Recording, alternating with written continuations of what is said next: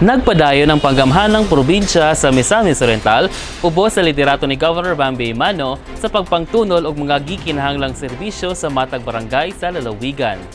Usa sa mga giyatagan ug pagtagad sa amahan sa lalawigan mao ang mga kabarangayan sa probinsya nga makabaton og kaugalingon nga mga proyekto pinaagi sa Barangay Empowerment Program nga inisyatibo mismo ni Governor Bambi Mano. Subay niini gipasiugdahan sa buhatan sa Office of the Barangay Affairs ubos sa pagpangulo ni Mr. Hener Alaba ang pagtunol og tseke sa kantidad nga 2 million pesos sa Barangay Poblacion, munisipyo sa Tagoloan.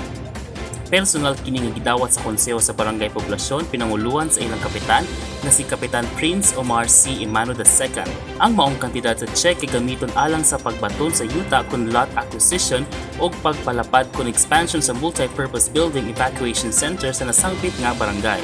Ana ang mitambong sa kalihukan sila board members Boboy Sabal, Saysay Imano, Dexter Yasay, SP candidate Leoncio Abejo o attorney Nadia Imano Ilipe nga mo'y nagtumala sa Provincial Governor's Extension Office. Lakip sa mitambong sa kalihukan sila si Vice Mayor Robinson Sabio kauban ng mga sangguniang bayan members. Ipasalamatan og maayo sa mga opisyales sa Barangay Tabang gikan sa panggaman ng probinsyal nga sa umalabot papahimuslan sa mga residente ang gitagdang katukuran sa multi-purpose building evacuation center nga dako gikatabang sa panahon nga dunay mga pangitabo o emerhensya. Usa lamang ang Barangay Empowerment Program nga gimugna ni Governor Bambi Mano kundi igo lamang sa paghatag og pondo ang kagamhanan samtang ang mga kapitanes mo'y mupili sa proyekto nga makatabang og makaayo sa ilang barangay. Kauban si Chloe Dalay sa kamera, ako si Lambo Johnny Vertidazog Shoma Jr.